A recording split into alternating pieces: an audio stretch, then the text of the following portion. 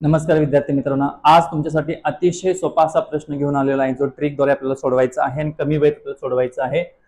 चक्रवाढ व्याजाने एक रक्कम 5 वर्षात 3 पट होते, तर ती 27 पट होण्यास आपल्याला किती वर्ष लागतील? तर यामध्ये आपल्याला काय करायचंय बघा, एक वर्ष लक्ष ठेवायचं। 5 5 दूनी 10, 5 त्रिक 15, 5 चोक 20 वर्ष होत चाललेले बघा। तर यामध्ये आपल्याला जी रास आहे ती रास कशी पटीत बदलणार आहे बघा। राशीची जी पट आहे 5 वर्षात किती पट होणार आहे? 3 पट होणार आहे, बरोबर आहे।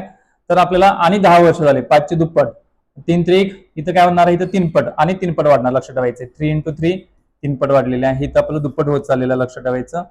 त्यानंतर आपल्याला काय करायचं आहे, हे 5 च्या पट्टीमध्ये होत चाललेलं आहे, तर आपल्याला इथं काय करायचं आहे, परत 9 त्रिक 27 हे झालेलं आहे, म्हणजे 27 पट ही आपली रास होणार आहे। तर कधी होणार आहे? 15 वर्ष पूर्ण झाल्यानंतर। तर लक्ष ठेवायचं।